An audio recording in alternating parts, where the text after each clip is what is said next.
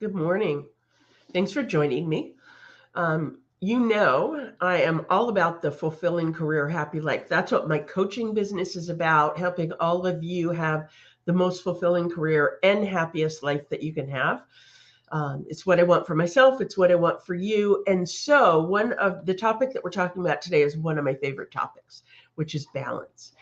And it's something that I talk about so frequently with clients, but you may have heard me say this before, either here on my podcast or wherever. I don't love the term work life balance.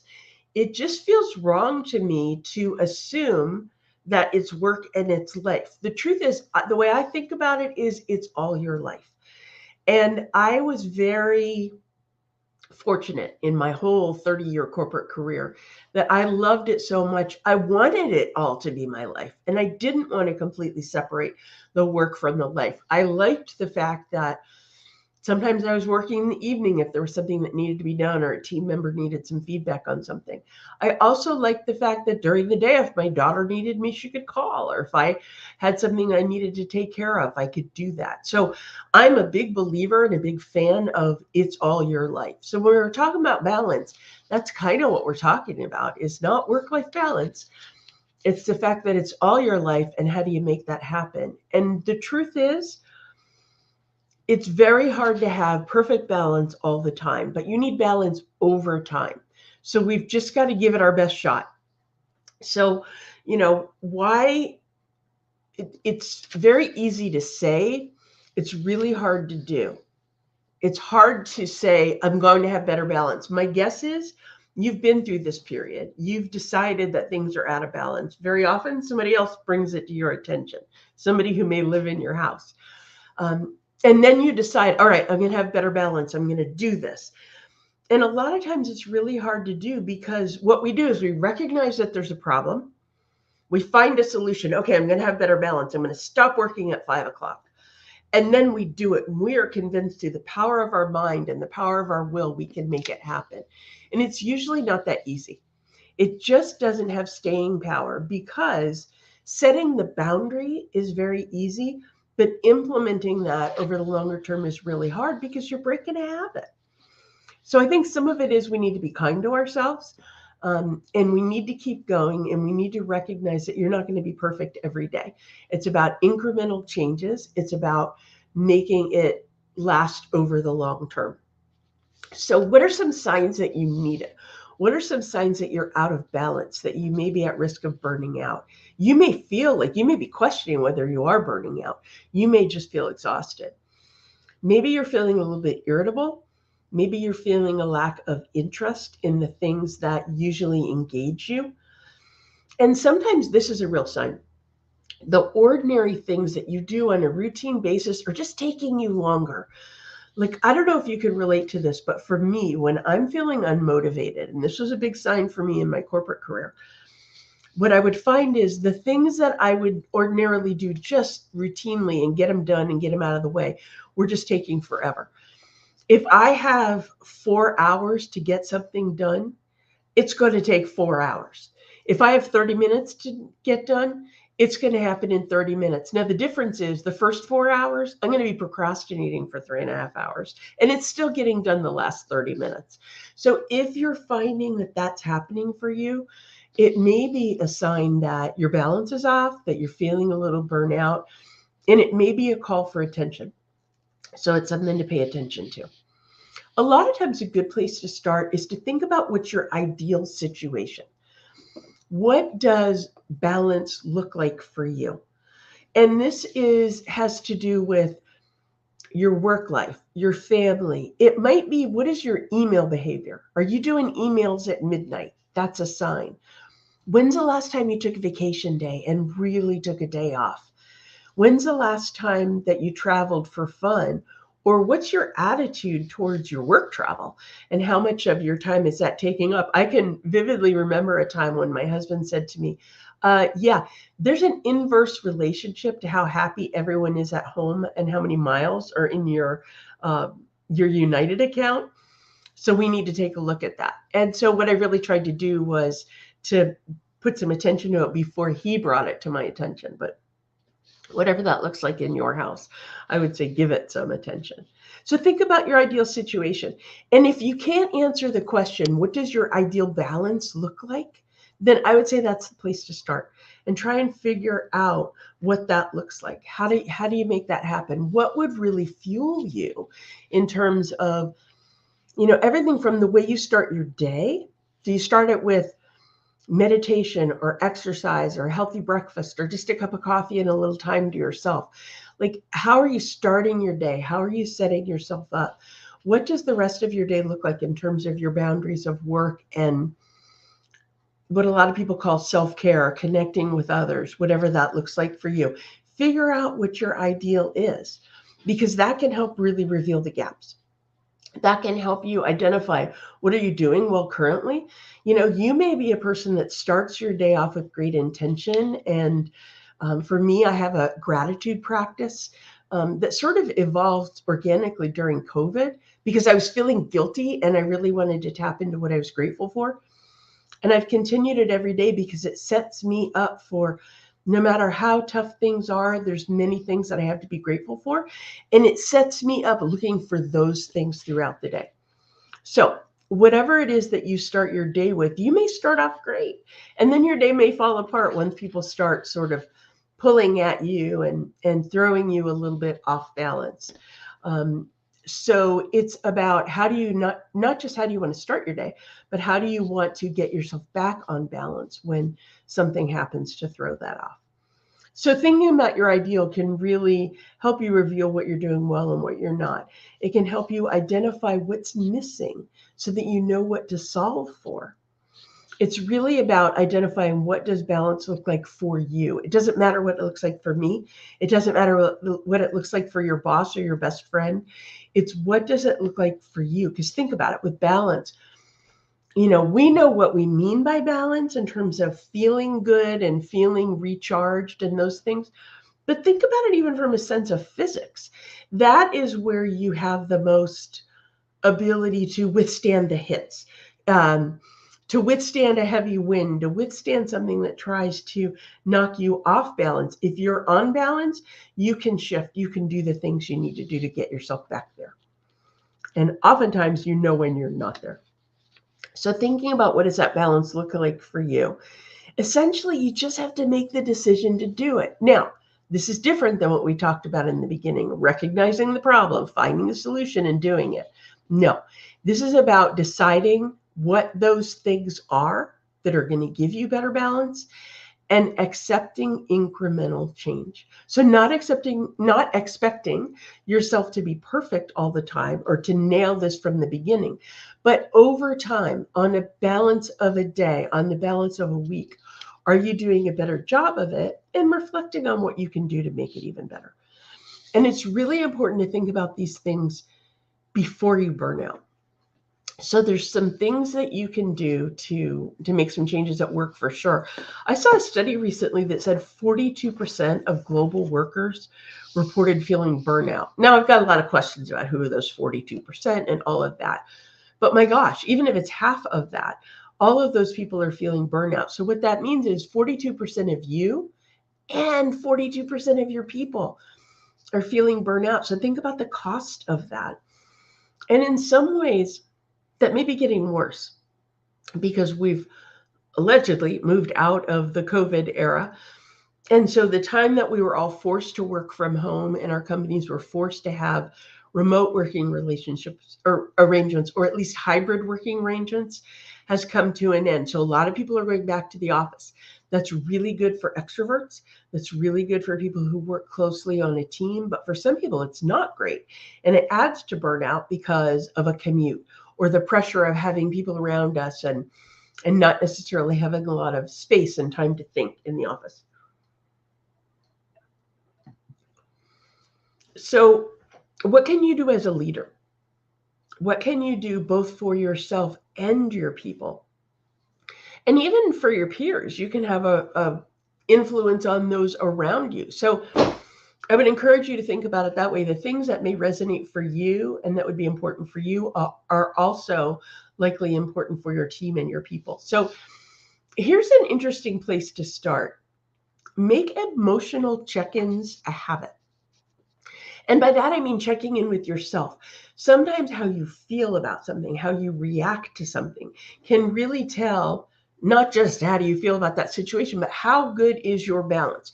If you find yourself overreacting a little bit, getting irritable, getting lathered up is the term that comes to mind about something that perhaps under normal circumstances wouldn't bother you so much, that's something to check in for. And I don't know if you can relate to this. Sometimes if you're going for something and you're like, I can remember my husband and I, about a year ago, we bought a new house, and we put in a bid on a house and we didn't get it. And he and I were both relieved. And this is, we thought we wanted this house. So your emotional reaction can be very telling about what you want and what your current state is. And we got another house that we ended up liking better. It all works out in the end. But how you are reacting to something and how you feel about something can be very telling. So check in with what's going on for you and pay attention to that. Similarly, acknowledge what other people are thinking and feeling around you. Sometimes just asking a question can make a difference.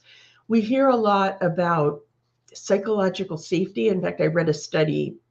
It was published by, let me get this right, the Administrative Science Quarterly, which admittedly I don't read, but I saw their survey. What they found was that increasing psychological safety improves workplace performance and productivity. Okay, nobody would argue with that. I think we know that. We hear the term psychological safety a lot. But what does it mean?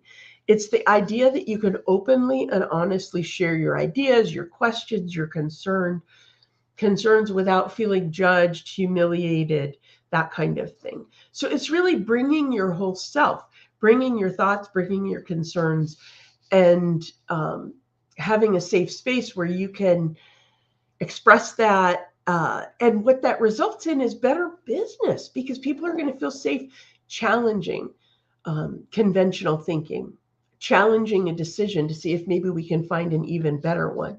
So it's really important to bring that spirit to work, create it for yourself, create it for your team, but it's very much related to that emotional check-in for yourself to create that environment for others around you. Another thing that you can do at work, if things are feeling off balance, is to get really clear on maybe some mini milestones and set clear goals. Focus on mini milestones, even if it's something that you and your team are trying to accomplish in the next 30 days, say, get really clear on something that you can then celebrate. And, along the line of celebration, one of the things to think about is what are the things you're celebrating for your teams? Are you talking about Marshall, who works 80 hours every week for the last 3 weeks and has never taken a vacation day? Is that the thing you celebrate?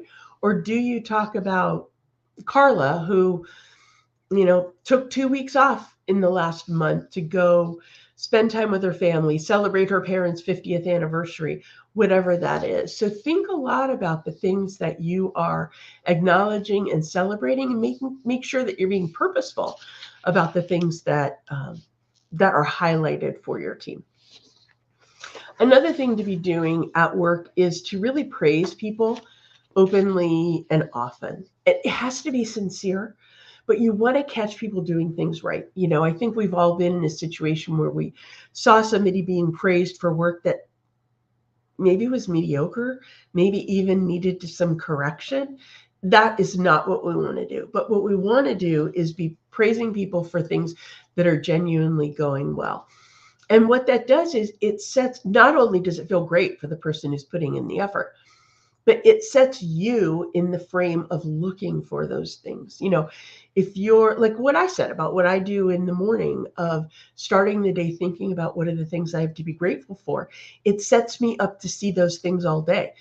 If you're catching people doing things right and you're being very intentional about it, it sets you up to see those things all the time. And it has a really good influence on your team to see those things too. Another thing that often can help if balance is feeling off a little bit is to focus on professional development, yours and for your team and those people around you. And sometimes that doesn't mean you have to throw a lot of money at the situation to send somebody for their MBA or something like that.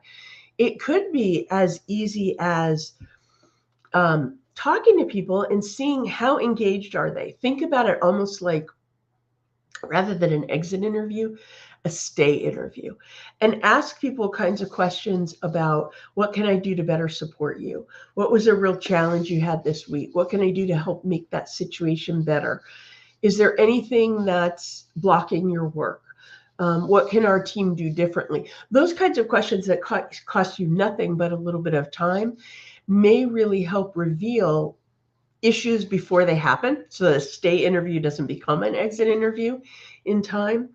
But it also can help you identify some areas for professional development you can be setting up for your team.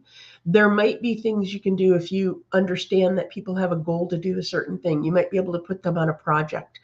It may, in the best of situations, it's good for both of you because it can help you with something, get some fresh thinking on a project, but it gives them exposure to something that that may spark an interest for them. It shows your commitment to them. And really sort of brings some fresh energy to a situation that can help people spark that motivation, help that feeling of balance in that way. So we've talked about the things you can do at work. There are no doubt things that you could do, I don't want to say better, differently, have a different result at home. I know that was certainly the case for me in my corporate career. And one of the best things that I think you can do if you're thinking about what, so that it doesn't become identify the problem. I don't know any of my kids' friends. I don't know what position my kid plays on the soccer team. I need to get more involved. It's a great start, but really, I would say what you want to do in order for it to have staying power is ask your stakeholders. Sit down and have a family meeting or chat one-on-one. A lot of times, you know what? Don't have a family meeting. It's too formal. A lot of times what's great is while you're doing something else, while you're walking, while you're out running errands, just chat with the people that are important to you in your life and ask them, how are we doing here? What can I be doing differently, better? What do you want me more involved in? If you wait too long, your kids are going to say they want you less involved. But if you ask them, you may be surprised what they come up with, and it may give you some impetus for making those changes at home. And you get credit for just asking the question if you're sincere and if you really want to follow through. Okay, so we've talked about some things that you can do for yourself, for your team, at work, at home. When I socialized this topic with people over the course of the last couple of weeks, I got some questions that I want to address a little bit. And that is, the first one was, what prevents us from doing a better job at balance? And I think sorry, I have a cold, and this trying not to cough is distracting me. So what prevents us from doing a better job at balance?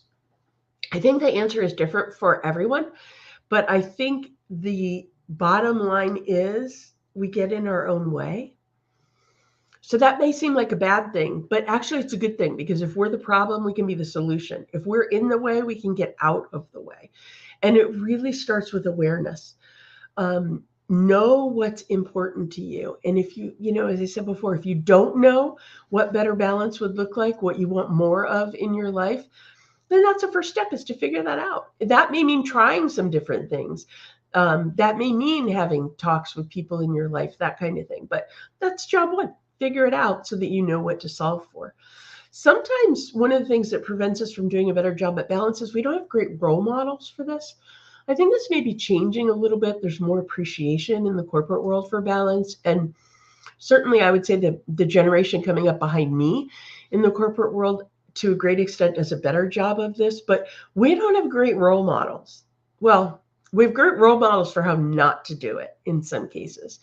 But just because you don't have that role model doesn't mean you can't create that for yourself. And sometimes learning what not to do is a pretty powerful lesson too. So you can, take some cues from those around you. And sometimes we definitely do get pressure from above. There's a vested interest for your corporation to keep you nose to the grindstone working hard, as long as you don't burn out. So really what we need to be doing is making sure that we're playing the long game, so that we are doing as well as we can with balance on a regular basis, so that we don't burn out, so that we do have the long career that we want, and we can really get everything we want to out of it. And that's good for business too. So if you're working for people who expect that 80-hour work week, I think that's a little short-sighted. So sometimes you can't change the people above you, but you need to think about, what does it mean for you? And is that in fact the right place for you? And change has to start with you. Another question that I get is, does anyone do this really well over the long term? And the question was like, I thought the question was very telling, because it was very doubting that it can be done over the long term. Keep in mind what I said at the beginning was, you don't need balance every day, but you need balance over time.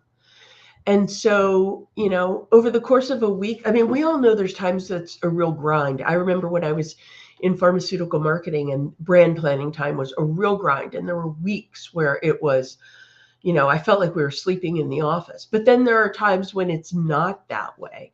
And it's incumbent upon the people around you, the boss, hopefully the team, can have an influence over making sure you can take advantage of the times that aren't that high pressure. You will know when things are out of balance. This has a way of making itself known, and it may be through feeling burnout, or it may be through coming home and there's no one there. But over time, you have to pay attention to this. I think, as I mentioned before, I think people who are newly coming up in their careers do a better job of this. Now, can they do it over time? We don't know yet. We have to see it in real time. But I think that younger people are smarter now about knowing what's important to them, caring more about their community and the environment and those kinds of things, and making sure that they have time for the things that really fuel them. I think there's a lot that we can learn. Another comment I got, it wasn't so much a question, but a comment I got when I talked to people about balance over the last couple of weeks was, I am so over this topic. We've been talking about it for years. And I get that. We have been talking about it for years. And I don't know that I see that changing, because even in the best of situations, you will have that balance over time, but not necessarily all the time. So there's going to feel like there's times when this is a problem. It's a personal choice that we all make. If you want to have better balance, you've got to choose it, and you've got to walk your talk.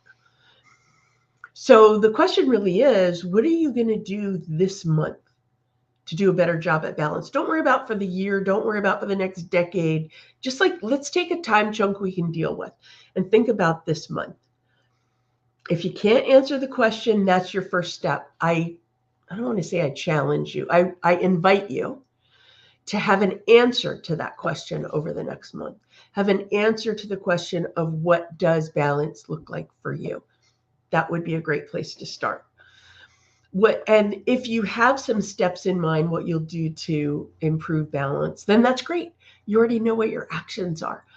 A great next step is to share it with others, because that can help you hold yourself accountable. I mean, as a coach, I work with people on this stuff all the time, of finding out what their goals are. What can I do to help support them? The next time we meet, I'll ask them how they did. If they didn't do well, it's always there's lots of grace here. So the discussion very much is, okay, well, what got in the way? What can we do better? Is it even still important? Should we even be still talking about this? But if it's something that you say you want to do that's important to you, then it is. Then it is important. It deserves to be shared with others. It deserves that level of accountability.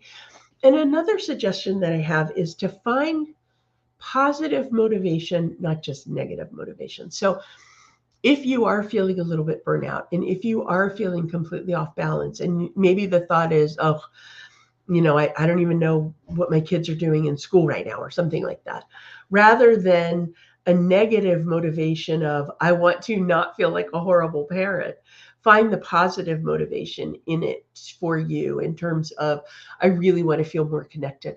I really want to see where I can offer help and support. And I really want to, thinking about what's in it for you and how you're going to feel. Again, that emotional check-in that can help you find that positive motivation, not, what do you want to be running towards, not what do you want to be running away from. So those are some thoughts on balance. I hope something in there has been helpful for you. I would love to know what you think. I would love to know what you're going to do this month to try and find a bit better balance. Start of the summer, let's start it off right. So feel free to be in touch. My email is randy@randyrobertscoaching.com, and I would love to hear what you think. Thanks so much for joining me today.